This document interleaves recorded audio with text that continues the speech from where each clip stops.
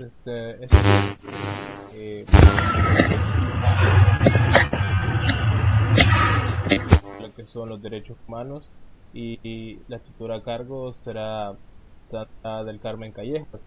Así que los dejo con su videoconferencia y saben si ustedes tienen alguna pregunta o algo que no entendieron, se lo pueden hacer saber a través del chat. Igualmente, al final de la videoconferencia, ella les indicará que pueden hacer sus preguntas respecto al tema que se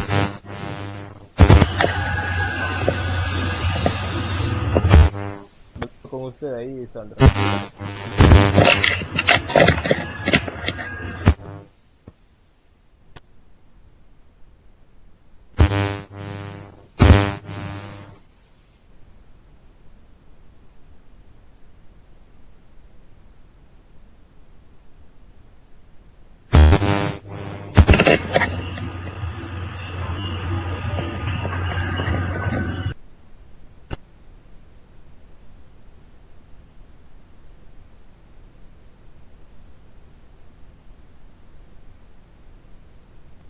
Bien, tengan todos buenas tardes, jóvenes aspirantes a la Universidad de El Salvador. Ahora vamos a estudiar un tema que ya lo hemos visto anteriormente y creo que es bastante importante profundizar un poco más en esto. Es el tema 05, conociendo los derechos humanos. Vamos a hablar un poco sobre la contextualización de los derechos humanos, las características y la clasificación de ellos. Para ello he desarrollado una pequeña agenda en donde vamos a abarcar así a grandes rasgos aspectos que son bastante importantes conocerlos, y también vamos a ir como comparando la situación de El Salvador con lo que vamos a estar aquí hablando, y al final tendremos un espacio de preguntas y respuestas, y también si ustedes tienen algún comentario sobre el tema que vamos a hablar, también lo pueden hacer. Recuerden que esto es un espacio de aprendizaje.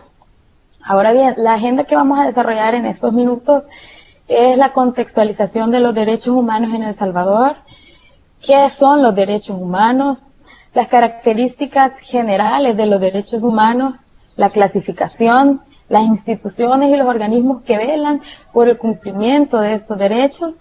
Seguidamente vamos a ver el marco jurídico, solo les he puesto algunas leyes, porque no se las puedo poner todas, son muchas, pero sí vamos a ver un poco de ello, y al final vamos a estudiar un poco vamos a abrir el espacio de preguntas y respuestas. En la primera diapositiva yo les he tomado desde la década de los 80 en adelante, sin embargo, sobre la contextualización de los derechos humanos. Sin embargo, creo que es importante irnos un poco más atrás de la historia y retomando algunos otros temas que ya hemos estudiado.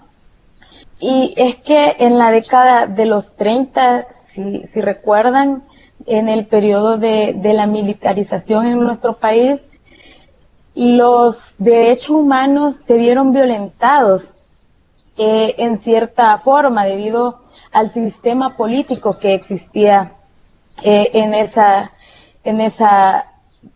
décadas. Por ejemplo, muchas veces se veían violentados los derechos a las personas en el sentido que no tenían el derecho de ejercer el sufragio, solamente eran ciertas personas de la oligarquía que podían elegir a algunos gobernantes, recordando también que era una dictadura militar y que respondía a ciertos intereses. Entonces, eso es una clara violación a los derechos humanos. Ya no hablemos de las mujeres que en ese tiempo se estaban invisibilizadas totalmente por el Estado. Entonces, esos puntos, esa parte de la historia también es muy importante que la traigamos a colación en este tema para entender cómo se ha ido desarrollando la cuestión de los derechos humanos en nuestro país. Ahora, para hablar ya pasándonos a la década de los 80 y los 90, que es el periodo que marcó el conflicto armado en El Salvador, también se violentaron diferentes formas los derechos de las personas. Sin embargo, cabe destacar que ya en esta década de los 80 ya se había promulgado la Declaración Universal de los Derechos Humanos en 1948. Esta Declaración Universal de los Derechos Humanos de 1948 se promulga a raíz de todos los acontecimientos a nivel internacional. Podríamos hablar en el viejo continente, en Europa, en las guerras que se estaban suscitando en ese momento, que también existía violación a los derechos humanos. Podríamos hablar de la Primera y la Segunda Guerra Mundial. Entonces, todas estas situaciones, a raíz de ello, se promulga esta carta para proteger a las personas, para proteger la dignidad, y que a partir de esta carta, que los estados se suscriban a ella y ya no permitir que este tipo de violaciones siga ocurriendo. Y es así como en El Salvador, en la década de la guerra, aunque ya El Salvador ya estaba suscrito a este pacto de derechos humanos, simplemente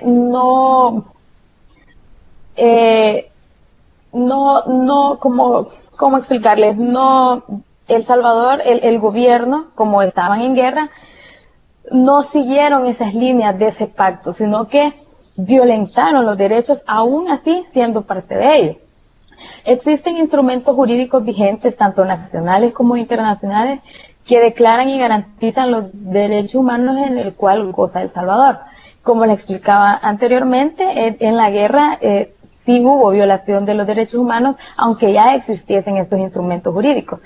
A partir de todo ello, planteo una pregunta que creo que ya les respondí una parte, pero que a partir de lo demás que vamos a ver, vamos a ir tratando de responderla. ¿Se respetaron los derechos humanos durante y después del conflicto armado? Bueno, creo que ya vamos respondiendo un poco a ello. Ahora bien, después de la contextualización, vamos a hablar ya sobre qué son los derechos humanos. Y traigo tres conceptos. Los tres conceptos retoman las características. En el primero se puede definir de manera general como aquellos derechos que son intrínsecos a nuestra naturaleza y sin los cuales no podemos vivir como seres humanos. Los derechos humanos y libertades fundamentales nos permiten alcanzar un desarrollo pleno y hacer uso de nuestras cualidades humanas. Cuando este concepto nos dice que son aquellos derechos intrínsecos, esto se refiere a los derechos que son propios de la persona. Por el hecho de ser personas ya tenemos ciertos derechos, y que estos no dependen de ciertas circunstancias otorgarlos o no. Es decir, por el hecho de ser personas ya tenemos estos derechos. Un segundo concepto es: los derechos humanos engloban derechos y obligaciones inherentes a todos los seres humanos, que nadie, ni el más poderoso de los gobiernos, tiene autoridad para negarlos. No hacen distinción de raza, sexo, nacionalidad, lugar de residencia, origen nacional o étnico, color, religión, lengua, edad, partido político, condición social, cultural, económica. Es decir, los derechos son universales, indivisibles e interdependientes. Un tercer concepto, es un poco más corto, pero igual engloba muchas características importantes, es que los derechos humanos son valores fundamentales vinculados con la dignidad, la libertad y la igualdad de las personas, exigibles en todo momento, en todo lugar y reconocidos por el Estado. Y es que cuando decimos que los derechos son reconocidos por el Estado, es la principal obligación del Estado, que debe garantizar, no solo reconocerlos como derechos de las personas, sino también debe garantizar de que estos se brinden a los ciudadanos o a los seres humanos que se brinden. Entonces, es para ello que el Estado se organiza con todas sus instituciones, para que a partir de ello garantizar el bienestar de las personas. ¿Y cómo lo hace el Estado? Pues por medio de los impuestos que todos los ciudadanos contribuimos. Es para ello que debería de utilizarse los impuestos para garantizar el derecho de las personas. Ahora, para continuar, veremos las características de los derechos humanos. Son muchas características, estas son las que están en el material que se les brinda a ustedes. Sin embargo, yo les voy a decir otras que también son muy importantes. Los derechos humanos se caracterizan por ser universales. Y es que todos los derechos que se incluyen en la Declaración Universal de los Derechos Humanos, todos se nos aplican a todas las personas por igual, como antes les decía, sin distinción de raza, sin distinción de sexo, de religión, de nacionalidad. En la cuestión de la religión, creo que también es importante mencionar que no todos los derechos son iguales, no todos los derechos se aplican de igual forma, debido a que existe multiculturalidad. Es decir, nuestra cultura no es igual a la cultura de los países europeos. Tampoco es igual a la cultura de los países asiáticos. Tampoco es igual a la cultura de los países de Medio Oriente. Entonces, son universales, pero también se aplican dependiendo a la cultura. Por ejemplo, en nuestro país, voy a hablar de nuestro país, tenemos un Estado laico, entonces la aplicación de los derechos no interfieren tanto con la religión, porque nosotros tenemos la libertad de elegir nuestra religión y el Estado es laico y por lo tanto no interfieren, ya que la principal carta, por decirlo así, en la que rige al Estado es la Constitución. En cambio, en los países de Medio Oriente es un punto muy importante porque ellos se basan en la ley islámica. Entonces, lo que tratan ellos de hacer es defender que los gobiernos, los derechos que se promulgan a nivel internacional no interfieran con la ley islámica. Eso es, ya que ellos podríamos decir que son como bastante radicales con la religión, sin embargo, siempre se aplican los derechos y esto va a depender del Estado, si el Estado los va a garantizar o no. Eso es en cuanto a la universalidad de los derechos humanos. Luego tenemos una segunda característica que son intransferibles. Es decir, que las personas no podemos renunciar de alguna manera a nuestros derechos. Tampoco otra persona ni el Estado puede negociar con nuestros derechos. Es por eso que son intransferibles. No, por el hecho de ser personas ya tenemos esos derechos y no podemos transferírselos a alguien más porque esa otra persona ya tiene los mismos derechos que yo tengo. También podríamos hablar que son imprescriptibles. Esta característica se refiere a que el momento que los seres humanos adquirimos derechos desde el momento de la concepción, así lo establece nuestra Constitución, estos derechos ya no son reversibles. Y a medida que pasa el tiempo vamos adquiriendo aún más derechos. Es decir, que los derechos que adquirimos, por decirlo así, en 1948, el hecho que estamos en el 2019 no significa que estos derechos van a desaparecer, solo porque han ido surgiendo nuevos derechos. Por supuesto que no, siempre vamos a ir acumulando los derechos humanos, y esto para tener una vida plena.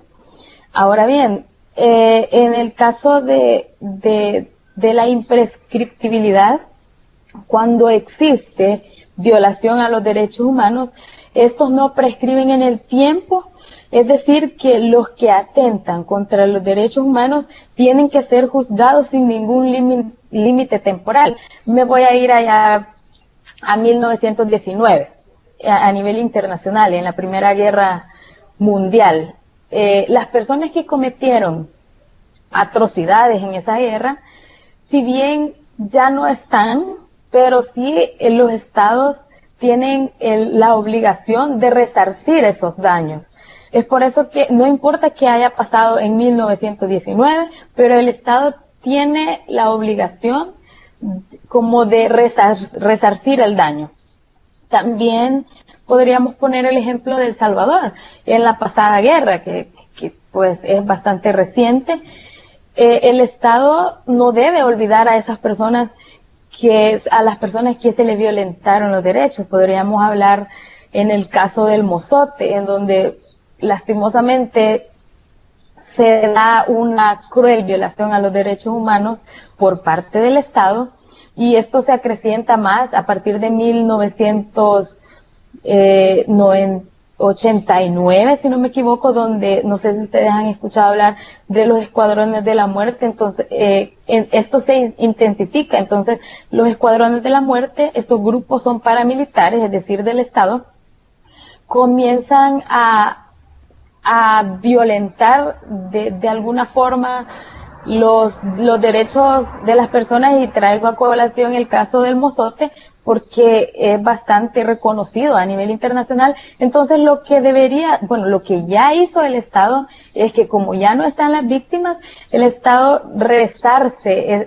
el problema. El deber de resarcir del Estado es pedir perdón, y hace poco, creo, en el cambio de gobierno, pasó eso, que el Estado pide perdón a las víctimas. Eso es más o menos con la imprescriptibilidad del derecho. O sea, por más que haya sucedido en décadas anteriores, eso siempre se va a tomar como derechos violentados. Luego tenemos que los derechos son irrenunciables. Este tiene mucha relación con la característica número 2, en donde, es decir, que las personas no podemos renunciar de ninguna manera a los derechos humanos porque ya nacemos con ellos. Y al final tenemos que son inviolables. Nadie puede atentar contra los derechos. Es decir, que tanto yo tengo la obligación de respetar los derechos de las demás personas, yo tengo el derecho también de que se me respeten mis derechos. Y no solo podemos hablar de personas naturales respetando derechos o irrespetando derechos, también podremos hablar del Estado en sí, de algunas instituciones del Estado, por ejemplo, la Policía Nacional Civil, los militares, incluso el sistema político de alguna forma violenta los derechos humanos. ¿Por qué? Porque a veces el sistema en el que vive, la riqueza se acapara en un pequeño grupo de personas, en un reducido grupo de personas, y la gran mayoría de personas que viven en extrema pobreza no pueden vivir plenamente debido al tipo del sistema en el que vivimos, y eso es una clara violación a los derechos humanos. Eso es en el sentido ya estatal. Ahora bien, ya hablábamos sobre los derechos humanos, quienes los violentan, quién es el encargado de velar porque se cumplan estos derechos, y nosotros nos preguntamos, pero ¿y qué derechos son los que han sido violentados? Y es que en la Declaración Universal de Derechos Humanos de 1948, los clasifica y hace 3 grandes clasificaciones, y vamos a hablar sobre ello ahorita, que son los derechos civiles y políticos, los económicos, sociales y culturales, o de solidaridad o de los pueblos, que son los de tercera generación. Estos se dividen en primera, segunda y tercera generación. Vamos a hablar sobre los derechos de la primera generación, que son los derechos civiles y políticos. También vamos a ir viendo en qué apartado lo contempla la Constitución de El Salvador. Los derechos de primera generación son los primeros que se consagran en la Declaración. Estos surgen a partir de los reclamos de los movimientos revolucionarios y son difundidos internacionalmente. Podríamos hablar de los derechos civiles, es que toda persona tiene derechos y libertades fundamentales sin distinción de raza, sexo, color o idioma. En nuestra Constitución contempla el derecho a la vida en el artículo número 2. Ese es un derecho civil, que es el derecho a la vida, a la libertad y a la seguridad jurídica. Otro derecho civil y político es que nadie estará sometido a la esclavitud. Otro es que nadie será sometido a torturas, ni a penas, ni a otros tratos crueles. Y así hay un sinfín de derechos que pudiera pasar toda la tarde mencionándoles, pero en nuestra Constitución los derechos políticos se contemplan del artículo 71 al artículo 72, que es que en el artículo 71 menciona que son ciudadanos los mayores de 18 años y a partir de ello ya contraemos los derechos políticos, por ejemplo, derecho al voto, derecho a ser elegido, derecho a participar en partidos políticos. Eso los contempla la Constitución en el primer apartado. Seguidamente les hablaré de los de segunda generación, que son los económicos, los sociales y los culturales. El principal objetivo de estos derechos es garantizar un acceso digno al trabajo, garantizar el acceso digno a la educación a todos los niños y a los jóvenes, derecho a la salud, y garantizar estos derechos es obligación de los estados, y esto va a depender también de la capacidad que tenga cada estado y la voluntad también de hacerlo, porque el estado puede tener la capacidad económica y la capacidad institucional, por decirlo así, de garantizar los derechos.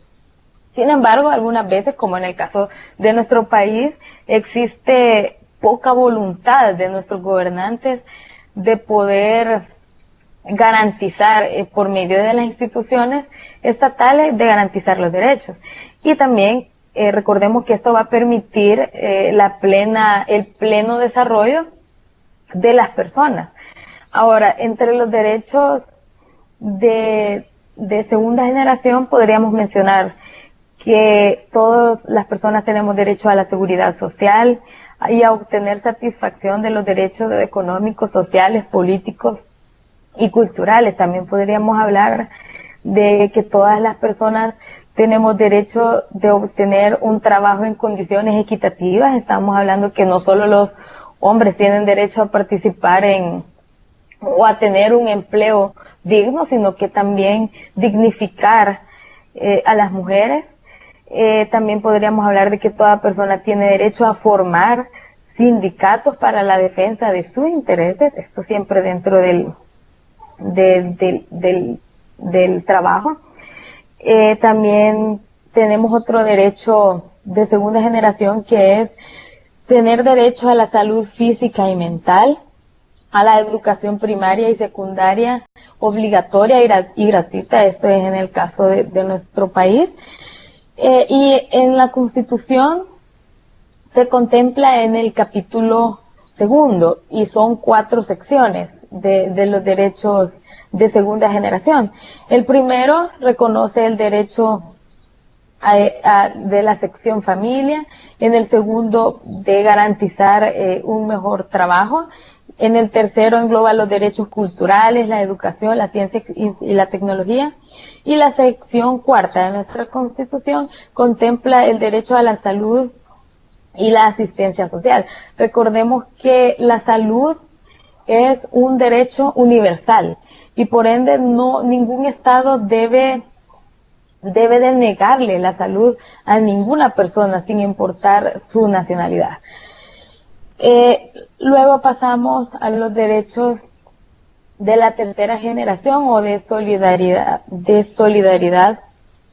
de los pueblos. Este se podría decir ya que es a un nivel más internacional, es decir, que los estados o los pueblos tienen el derecho de la autodeterminación, tienen derecho a independencia económica y política, es decir, que ya no debería de existir el colonialismo, si bien ya no existe así como que España, aún dependemos de España, sin embargo ahora estamos viendo el neocolonialismo, que siempre tenemos a países interfiriendo en cuestiones nacionales, y eso es una violación a los derechos de los estados, porque no tienen independencia. También tenemos el derecho a la identidad nacional y cultural, el derecho a la paz, que es uno de los principales también, el derecho a la coexistencia pacífica, el derecho al entendimiento y la confianza, justicia internacional. Es decir, estos derechos ya son como a nivel internacional. Luego tenemos las instituciones y organismos que velan por los derechos humanos. Aquí les he puesto pocas, sin embargo, son muchas instituciones que velan tanto a nivel nacional como a nivel internacional. En primer lugar, está la Procuraduría para la Defensa de los Derechos Humanos. La Procuraduría nace a partir de la firma de los acuerdos de paz, y es así como se crea la Procuraduría para la Defensa de los Derechos Humanos. Pertenece al Ministerio Público y es de carácter permanente y va a velar siempre por el justo cumplimiento de los derechos humanos.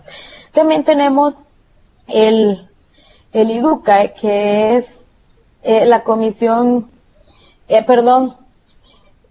tenemos la Comisión de Derechos Humanos en El Salvador. Esta comisión surge a partir de los hechos violentos que se suscitan en el periodo del conflicto armado, en el que las violaciones a los derechos de la población se volvían como cada vez más crueles e incesantes.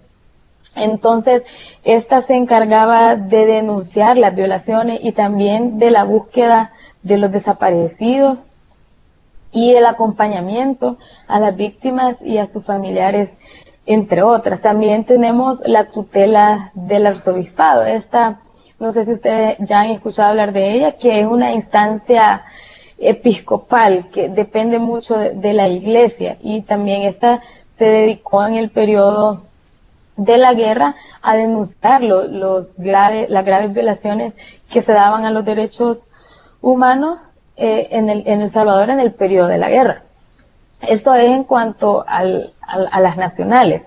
También tenemos a los organismos internacionales que velan por los derechos humanos, y tenemos la Organización de las Naciones Unidas, que es como el principal motor que mueve toda la cuestión de los derechos humanos, porque a partir de todas ellas, a partir de ella dependen todas las demás. Por ejemplo, tenemos la UNICEF, que es un programa de las Naciones Unidas, que esta promueve ayuda humanitaria y desarrollo a los países subdesarrollados.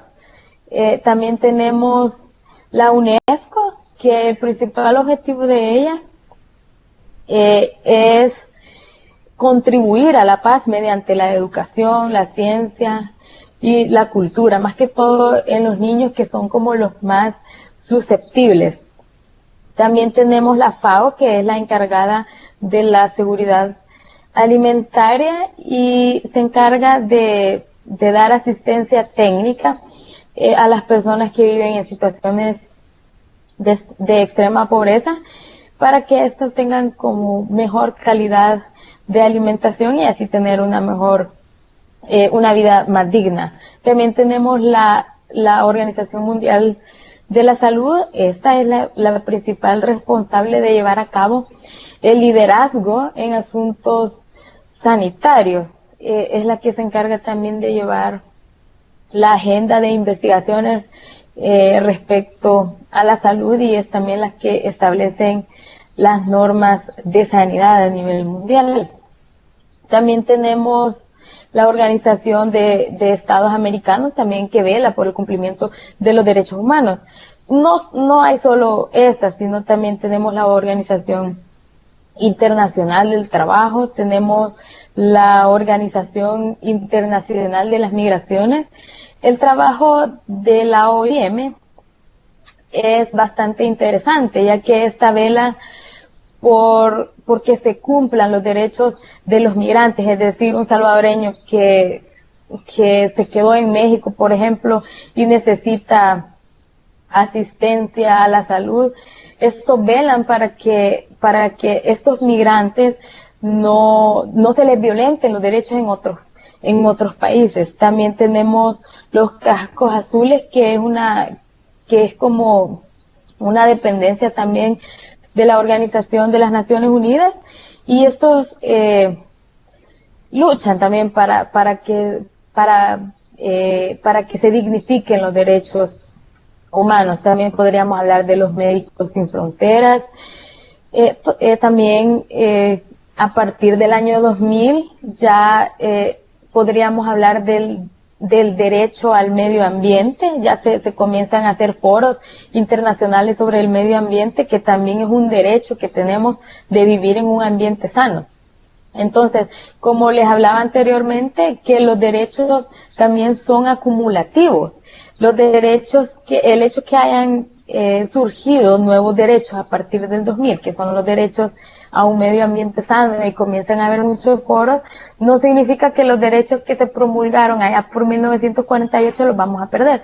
Simplemente los vamos acumulando para tener una vida plena. Para ir finalizando, les hablaré un poco sobre el marco jurídico internacional. Estas son las leyes o reglas en el que está suscrito El Salvador y los diferentes países también, para garantizar el respeto a los derechos humanos. En primer lugar, les puse la Constitución, porque es de donde se rigen los demás. También tenemos la Declaración Universal de los Derechos Humanos de 1948, el Pacto Internacional de Derechos Civiles y Políticos de 1966, el Protocolo Facultativo del Pacto Internacional de Derechos Civiles y Políticos, la Convención Americana sobre Derechos Humanos en materia de derechos económicos, sociales y políticos, que se denominó también el Protocolo de San Salvador. Bueno, ahora creo que abriremos el espacio de preguntas, por si alguien tiene dudas sobre el tema.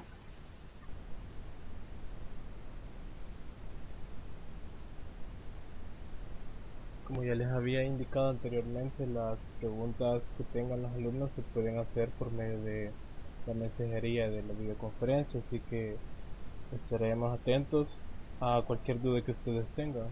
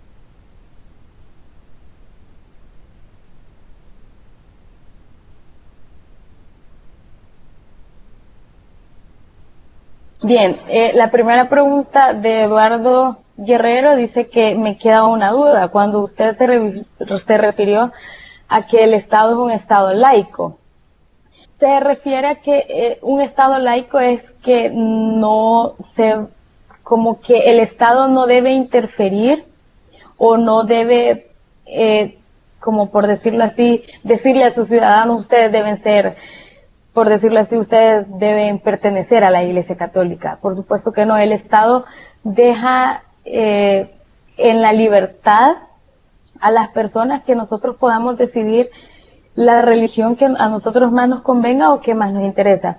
A eso está referido el Estado laico, que no interfiere en la religión, sino que nosotros tenemos el derecho de elegir la religión que más nos convenga.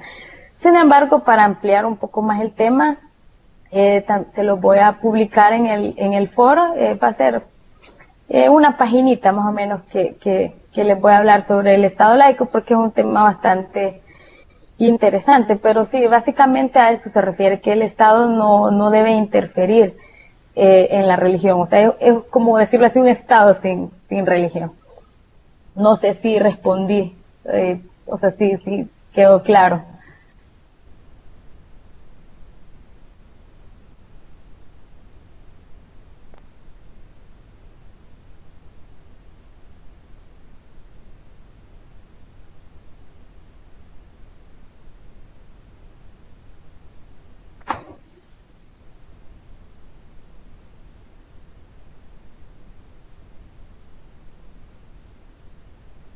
Dice que sí, le quedó claro. Sin embargo, yo les voy a publicar un poco más de información sobre el Estado laico.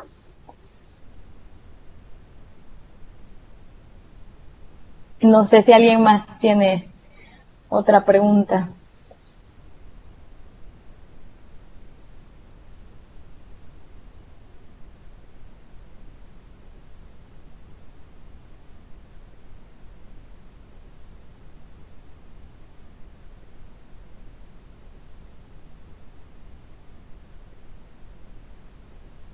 Bueno, al parecer ningún otro alumno tiene una pregunta, así que daríamos por concluida la videoconferencia y solo invitarles a que se unan a la siguiente videoconferencia, que es a las 4 de la tarde, siempre siguiendo con lo que es la materia de sociales, y me parece que siempre es con los temas de los derechos humanos.